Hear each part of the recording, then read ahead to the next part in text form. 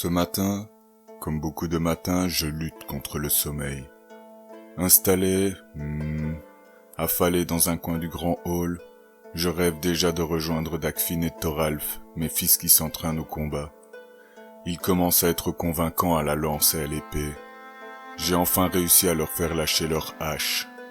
Ça leur servira au printemps prochain. Ce sera le moment d'organiser un raid au sud ou à l'est. La jeunesse commence à tourner en rond. Des jeunes guerriers oisifs, ce n'est jamais bon.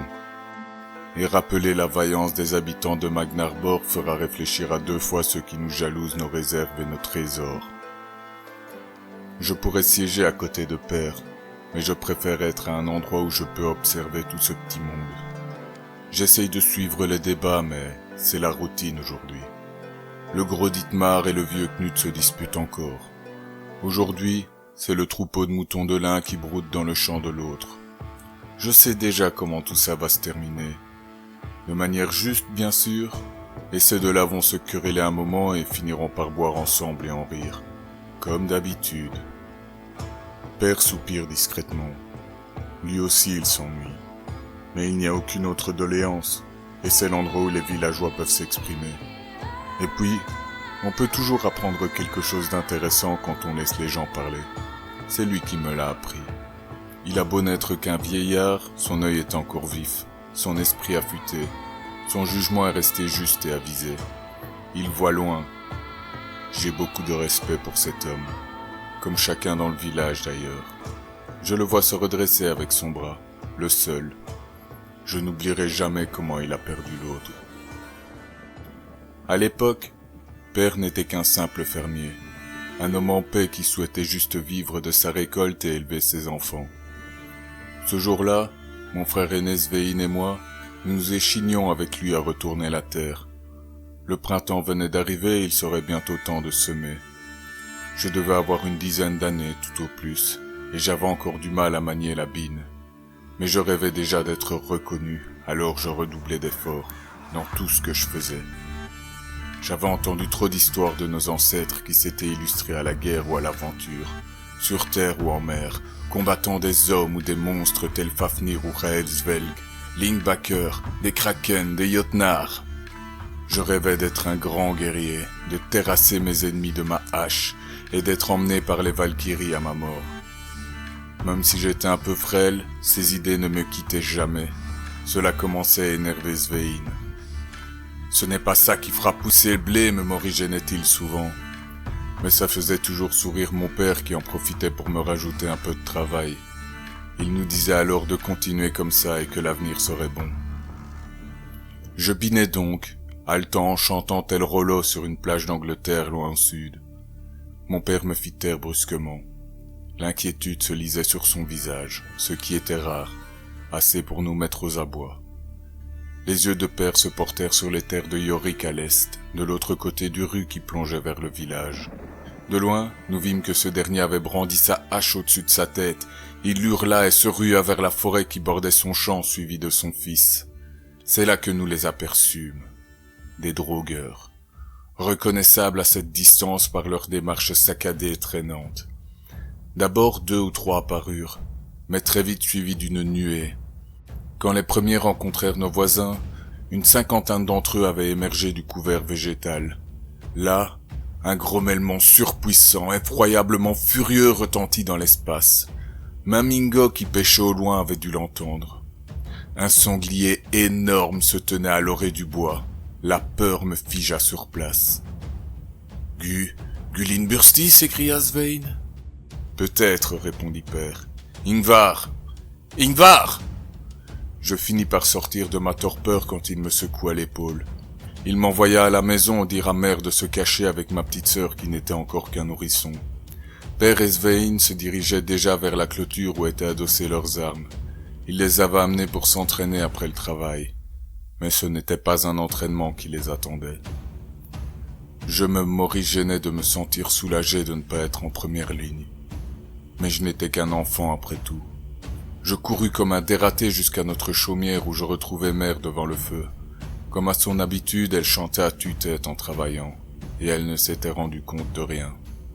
Je déboulai à toute vitesse lui criant d'attraper Lignae et de se cacher. Je n'eus pas le temps d'en dire plus. Un de ces morts-vivants grogna dans l'encadrement de la porte. J'avais de la chance, ce n'était plus qu'un squelette. Sa chair avait disparu depuis longtemps. Et il n'avait qu'un manche de hache en guise d'arme. Mère cria, ce qui m'empêcha de me figer. Je devais les protéger. J'attrapai un bol sur la table et lui lançai à la figure, ce qui me donna 2 secondes pour attraper un séax qui pendait au mur. Je faisais face à mon premier adversaire. Il était grand, il devait courber la tête pour passer sous le chambranle de porte. Je me rappelais un enseignement de mon père. Face à un ennemi de taille, sape ses bases. Avant que la peur ne m'étreigne à nouveau, je roulai au sol et lui tranchai la jambe au niveau du genou. Il s'écroula sur le côté et lâcha son arme. Je n'eus qu'à le décapiter pour l'achever. Ma victoire ne résultait que de ma bonne fortune, j'en étais conscient. Je devais rester sur mes gardes. Quand je me suis retourné, je découvris Mère toute tremblante, Linae dans les bras. Je lui ai dit de descendre au village se cacher et je suis sorti pour aller retrouver Père et Svein. En chemin, je terrassai d'autres de ces guerriers revenus à la vie. De la même façon. J'étais peut-être faible et petit, mais j'étais aussi agile et rapide, ce qui était un atout non négligeable contre ses ennemis. L'affolement le disputa l'exaltation au fond de moi. Je vivais enfin une aventure, mais je pouvais mourir aussi. Quand je finis par rejoindre Svein et Père, les drogueurs les cernaient. Une bonne partie d'entre eux gisaient sur le champ voisin, et ils tombaient l'un après l'autre sous les coups furieux. Un instant d'inattention et une lame me frôla. J'eus juste le temps d'esquiver. J'avais lâché mon couteau. Par chance, je trouvai une arme au sol. La réflexion n'était plus de mise. Je sautai vers mon opposant et lui écrasai le crâne d'un coup rageur. Audacieux en y repensant. J'étais enflammé et je me jetai dans la bataille. « Ingvar !» me cria Svein. « Plus de tête, moins de bras !» Il m'a sûrement sauvé la vie avec cet avertissement. J'inspirai un grand coup et me campai plus fermement sur mes appuis. J'esquivai une attaque qui venait de ma droite.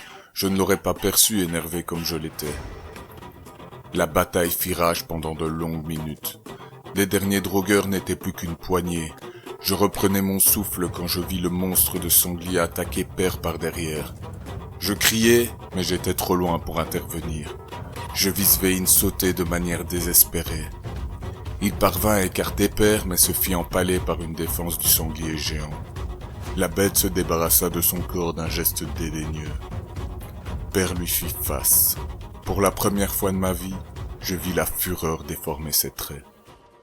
Je rejoins mon frère qui m'attrapa par la nuque.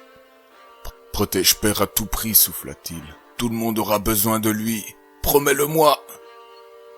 Je n'eus pas le temps de répondre qu'il cracha un gros caillot de sang avant de s'éteindre. Je le reposai doucement au sol. Je me remis debout, les larmes coulant sur mes joues. Je le lui promis en silence. Son sérieux allait nous manquer. Je me dis qu'à l'avenir, je devrais être un peu plus comme lui, pour le bien de tous. Je n'eus pas le temps de réfléchir plus avant.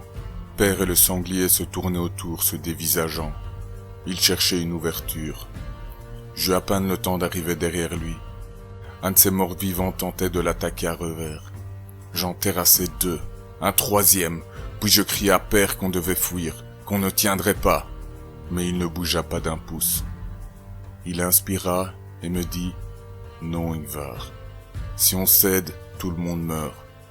On peut le faire, fils. » Je réalisai alors que Svein, Yorick et son fils morts, il ne restait plus que nous deux.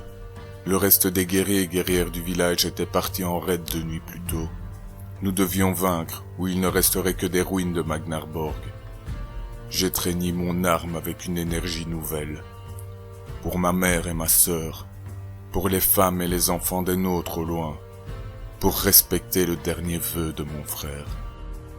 Il ne restait plus que 4 de ces êtres revenus d'entre les morts. Je me ruai à l'assaut. J'en renvoyai rapidement 2 au Helheim, mais un coup m'atteignit à l'épaule. J'en lâchai mon arme. J'esquivai plusieurs coups acharnés en me tenant le bras.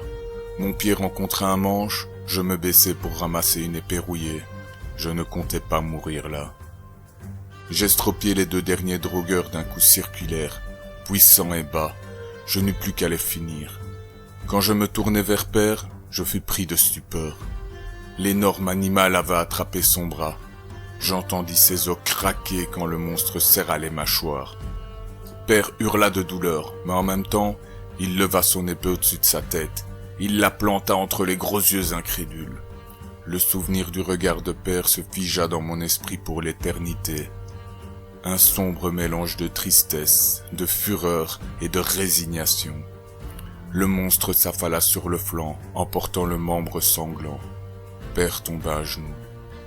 Au moment où je m'élançai vers lui, un couinement douloureux s'éleva de l'orée de la forêt. Un immense marcassin nous défia du regard avant de disparaître.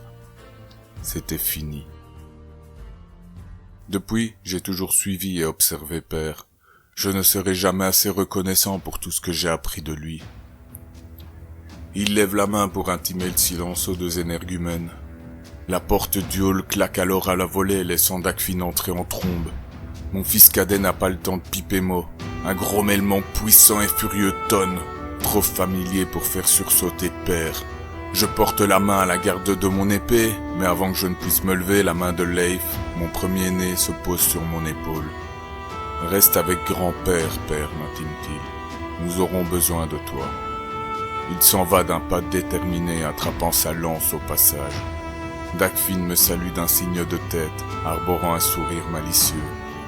Il fait un clin d'œil à son grand-père et s'en va également. Quand je me tourne vers Père, il arbore ce sourire que je ne connais que trop bien. Je peste sachant que mes rêves de combat illustres ne resteront que des rêves. Je suis déjà trop vieux. J'en imagine un autre où Valhalla qui doit sourire. Un jour, je m'assiérai sur le siège qu'occupe Père. Autant ne pas mourir vainement. Ce dernier rit de bon cœur sous les regards éberlués des deux fermiers. Il n'avait pas bougé, et je finis par sourire de mauvaise grâce. Je sais à quoi il pense. L'avenir du village, de même que celui de notre lignée, sont assurés.